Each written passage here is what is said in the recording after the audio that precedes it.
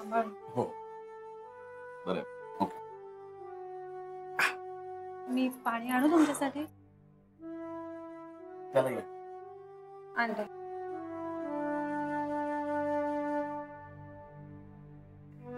साहेब बरं वाटतंय का आता? हा बरं बरं. वेळीच गोळी मिळाली म्हणून बरं झालं. ते आमच्या जान्हवी ताईला पटकन आठवलं म्हणून. हो. नाहीतर आपल्याला तर अशा टायमाला काहीच आठवत नाही. ठीक आहे.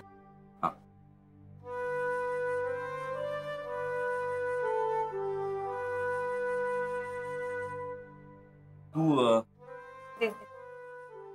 तू काय घेणार? चहा कॉफी? नाही काही नको, मी जातोय आता, बँकेत जायला पाहिजे ना. अरे असं कसं? जान्हवी प्लीज एक काम करतेस प्लीज?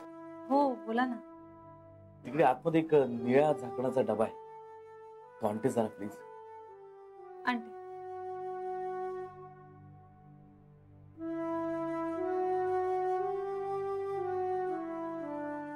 बस तू बस. नाही ठीक आहे, मी नको. असं काय करतोस?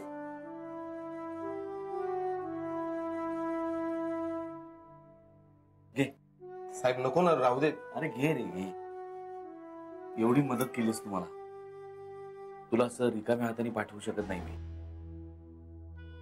आणि मी एवढंच देऊ शकतो. साहेब तुम्ही इथेच राहता? हो. का? नाही सॉरी, म्हणजे ताईंच्या सासऱ्यांचं घर, म्हणजे मला वाटलं बंगला असेल तुमचा.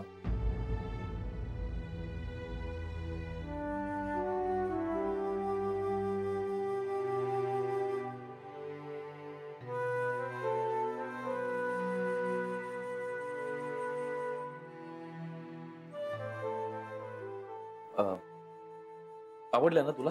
हो. घे ना अजून दे.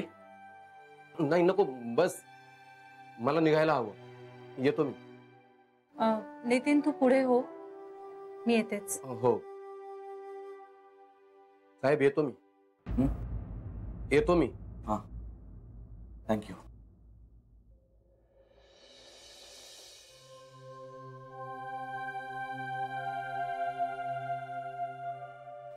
मी चहा करू का तुमच्यासाठी, किंवा काही खायला करू? नाही, मी जरा आता पडतो जरा. मग मी निघू? तू आता बँकेत जाणार परत? हो. तू बँकेत नोकरी करतेस? मला आश्चर्यच वाटलं एकदम. गेली 5 वर्ष करते, आणि लग्नानंतरही नोकरी करण्याबाबत कोणाचीच हरकत नाहीये. नाही, आश्चर्य म्हणजे माझं अकाउंट गेली 8-10 वर्ष आहे या बँकेत, पण तुला कधी बघितल्याचं आठवत नाही. मलाही नाही आठवत आहे. तसंही माझ्या अकाउंटवर काही फार बॅलन्स नसतो म्हणा, त्यामुळे बँकेच्या दृष्टीने मी काही फार महत्वाचा, म्हणजे बिनमहत्वाचाच कस्टमर आहे. नाही नाही, तसं नाही. आपण एकमेकांना भेटलोच नव्हतो ना कधी, ओळख नव्हती, त्यामुळे कदाचित आपण एकमेकांसमोर आलोही असू, पण कळलं नाही कधी.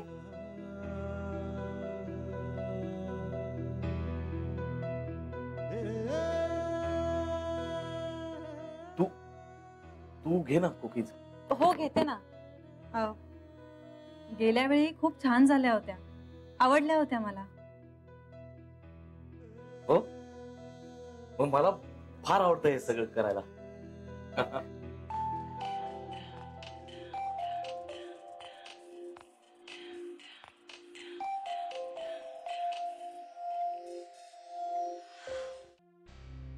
श्रीचा फोन? नाही, बँकेतून होता. मला निघायला हवं.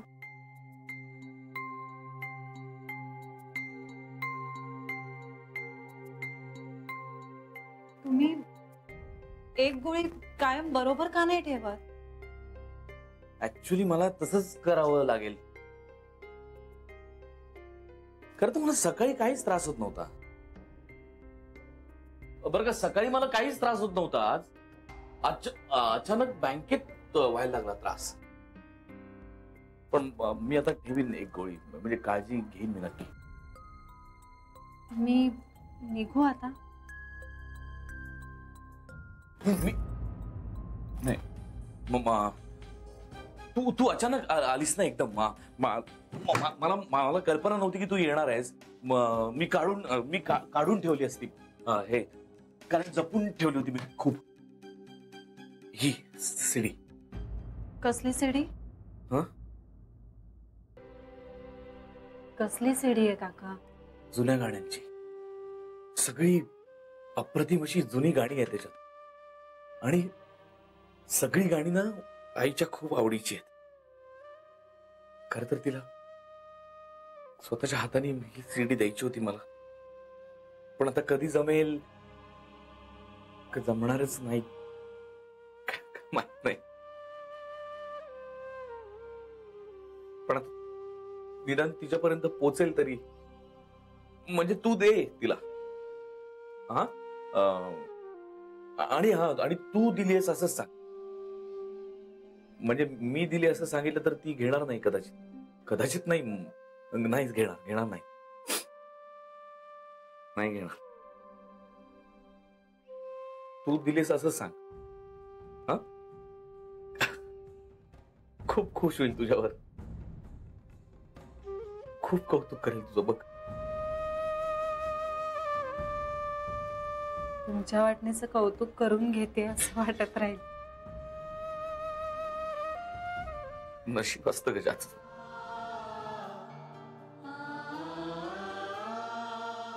नशीब असतं. एक मिनिट. एक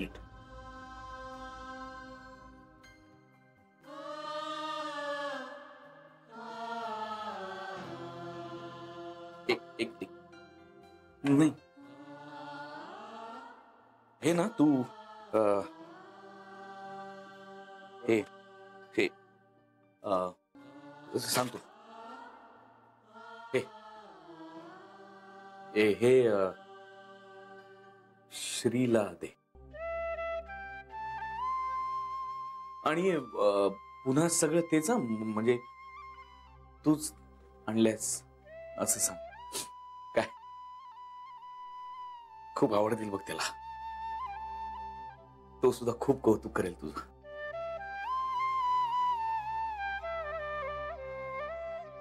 हो, खूप तिरस्कार करतो ना तो माझा.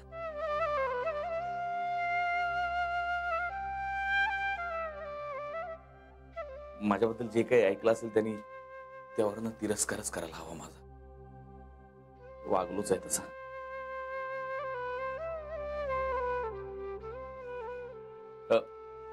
जान्हवी, शराब मला भेटू शकत नाहीये. कळतंय मला सगळं, समजू शकतोय मी. तू फक्त माझा एक निरोप देशील तिला? देशील? तिला सांग की काही झालं तरी आईची साथ सोडू नको म्हणावं.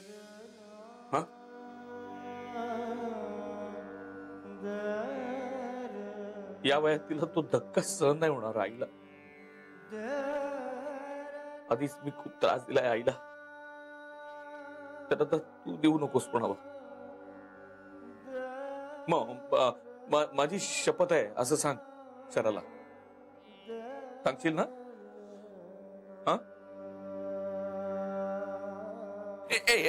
नाही.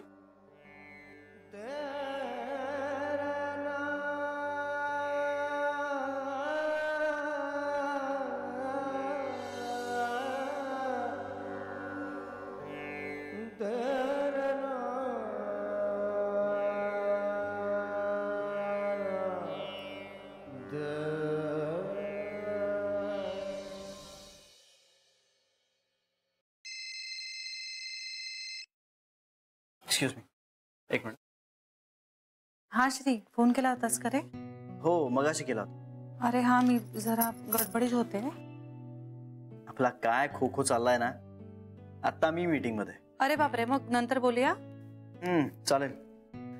बरं जान्हवी, मला घरी यायला थोडासा उशीर होईल. हा ठीक आहे. ठीक आहे. तू बरी आहेस ना? हो हो. का रे? नाही, का असं काही नाही. म्हणजे मला वाटलं नाही, म्हणजे सकाळी सुद्धा आपलं नीट बोलणं झालं नाही म्हणून. अरे कामाच्या गडबडीत होते ना, म्हणून असेल. ओके ठीक आहे, नंतर बोलूया. बाय. या बाय. सॉरी.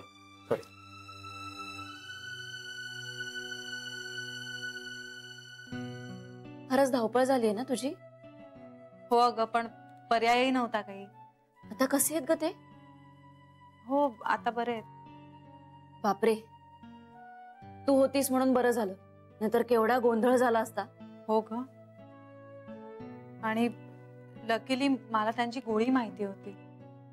की पण तुमचं एकत्र कुटुंब आहे ना? हो. मग तुझे ते सासरे वेगळे असे कुठेतरी का राहतात? तुला कोण म्हणाला? नितीन सांगत होता. म्हणत होता की एका छोट्याशा घरात राहतात. हे बघ, तू चिडू नकोस हा. मी अगदी सहज विचारलं. नाही, चिडायचं काय त्यात? पण का? त्यांचं घरच्यांशी पटत नाही का? नाही, असं काही नाहीये. म्हणजे कुठल्या सासूचे मिस्टर आहेत ते?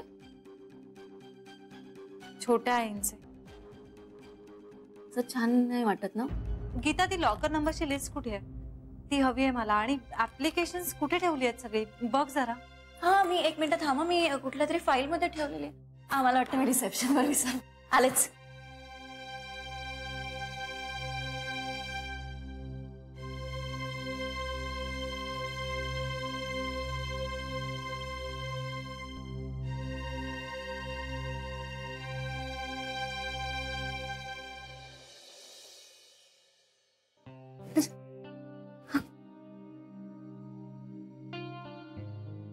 काय झालं? बरं झालं आलीस तू. मी तुझीच वाट बघत होते. मग म्हटलं वेळ आहे तर थोडा पोथी वाचते. तर थांब, पाणी आणते हा तुझ्यासाठी. येते ना. अगं आणते मी. दमून आलीस तू, थांब.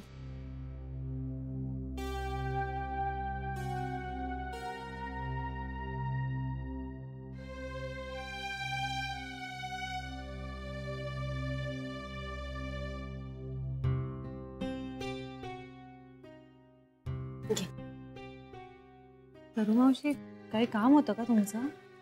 हो ग, तुला घाई नाहीये ना?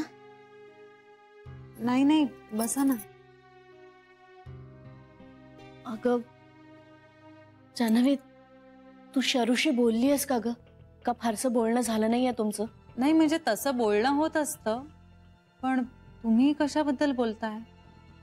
अगं आज झालं काय, शरू अपसेटच होती जरा, म्हणून मग आम्ही तिच्याशी बोलायला गेलो. इंदुवहिनी, मी आणि ताई. शरू रडतच होती आणि रडता रडता एकदम त्या दोघींना म्हणाली, तुमचे नवरे असं म्हणतात कुठेही दिसत नाही, पण माझा हाडामासाचा नवरा डोळ्यांसमोर असतो म्हणून त्याला भेटावंसं वाटतं मला. अरे देवा. त्या दोघींना बिचाऱ्यांना इतकं वाईट वाटलं ना. नाही सरू मावशी, अहो छोट्या आई चुकून बोलून गेल्या असतील. म्हणजे असं होतं ना कधीतरी, भावनेच्या भरात आपण बोलतो. तेच तर म्हणते मी जान्हवी, हल्ली शरयूच्या बाबतीत हे सारखं होत चाललंय. मुद्दाम करत नाहीच आहे ती, पण भावनेच्या भरात नकळत सगळ्यांना दुखावते ती. आणि भावनेच्या भरात जरी असलं तरी हे सारखं सारखं होणं बरं नाही ना. फारच खचल्यात त्या. हो ना ग, तिचा तोल ढळत चाललाय, ताबा सुटायला लागलाय मनावरचा.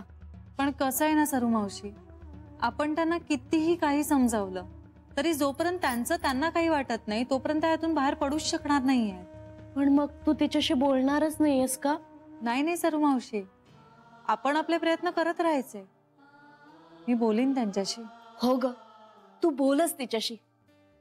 म्हणजे बोलत आपण सगळेच असतो ग, पण एखाद्याचं म्हणणं पटतं एखाद्याला, आणि तुझ्या बाबतीत ना तिचं तसंच आहे. म्हणून म्हणते तू बोल शरूशी. जान्हवी, शरूची स्थिती खूप वाईट आहे ग.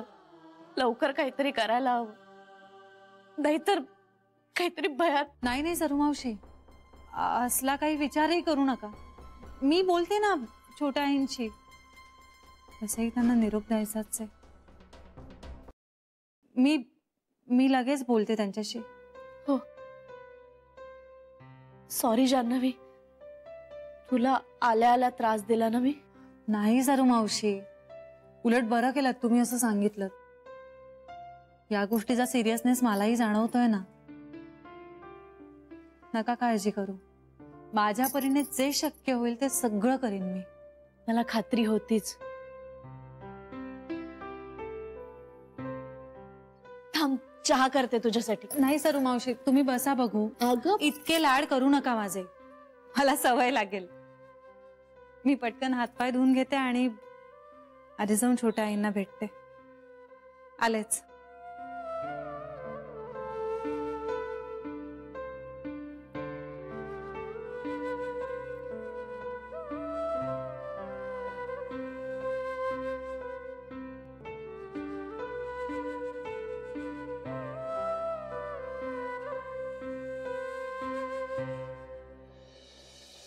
छोटी आई, आत येऊ. जान्हवी, जान्हवी, श्री आला का ग? श्री नाही का हो? तो आल्यावर जरा तू बोलशील का त्याच्याशी? लगेच बोल. त्याला म्हणावं की जर त्याचं खरंच छोट्या आईवर प्रेम असेल ना तर ताबडतोब काकाला बोलावून घे. आत्ताच्या आत्ता सांगशील? हो, एक मिनिट, तुम्ही शांत व्हा. आपण बसूया का इथे आणि बोलूया? हे असं घाईघाईत बोललं तर मला गोष्टी कळत नाहीत. बसूया आपण शांतपणे. हो चालेल. आणि आधी मला सांगा, तुम्ही जेवलायत दुपारी? तुम्ही खोलीच्या बाहेर पडला होतात की इथेच थांबला होतात? नाही, मी बाहेर पडले होते. मी जेवले बहुतेक. मला आत्ता काही आठवत नाहीये जान्हवी. बरं, मी श्रीशी काय बोलायचं? हा, श्रीला सांग की मला आता तू सोडव जरा या सगळ्यातून. म्हणजे मी पेचात अडकले.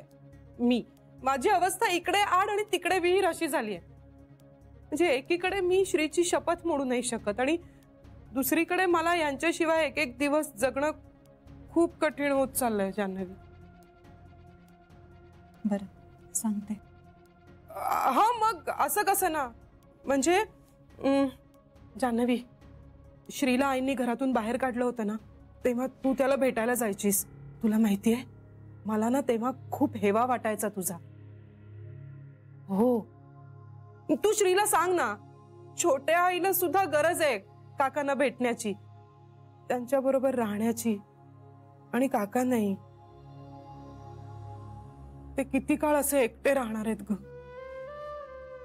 छोटी आई, आपली माणसं फक्त आपल्या हिताचा विचार करतात, हे पटतंय तुम्हाला? हो हो, पण तरी ऐका. नाही, ऐक. एक मिनिट, नाही, तू माझं ऐका आधी. जर तुमच्या जवळच्या सगळ्यांना, म्हणजे सगळ्यांना, जर तुम्ही ह्याच घरात राहावं असं वाटत असेल तर यात तुमचं हित असणार की नसणार? असणार. म्हणजे माझ्या जवळच्या सगळ्यांना जर असं, सगळ्यांना म्हणजे काकांना सुद्धा असंच वाटतंय.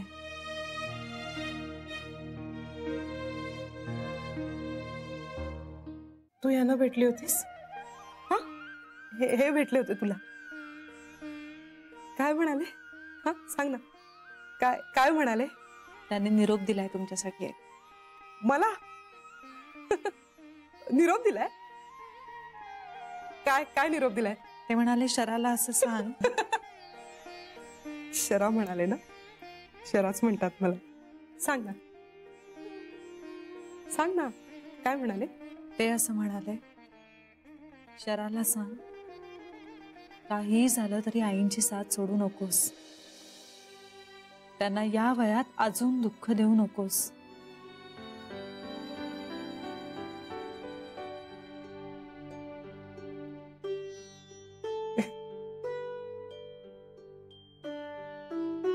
बघितलंस ना? बघितलंस किती मोठ्या मनाचे आहेत ते. एवढा जीव चाललाय पण अजूनही आईचाच विचार करतायत. आई वेड आहेत ते, अगदीच आई वेड आहेत. आणि आईंनी मात्र तोंड फिरवलंय. मुलगा एवढं जीवापाड प्रेम करतो पण आई, छोटी आई, आई अजींनाही वाईट वाटत आहेस ना? म्हणजे असणारच, मुलगा आहे त्यांचा शेवटी. तू नको आईची बाजू घेऊस जान्हवी. तुला काही माहित नाहीये. आई यांना म्हणायच्या, कांता प्रत्येक बाबतीत अतिरेक करू नकोस. पण आई सुद्धा प्रत्येक बाबतीत अतिरेक करतातच ना, आणि हे त्यांच्या कधी लक्षातही येत नाही.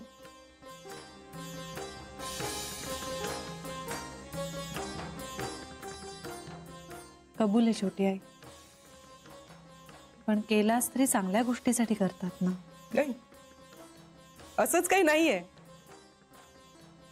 उमाकांत भाऊजी आणि अमृत जेव्हा गेला ना, तेव्हा त्यांच्या अंत्यदर्शनाला सुद्धा आईने यांना घरात घेतलं नव्हतं.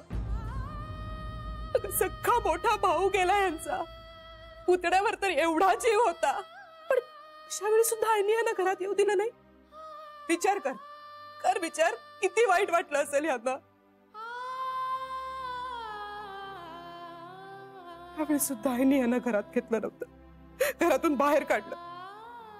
काय? सख्खा धाकटा भाऊ होता ना,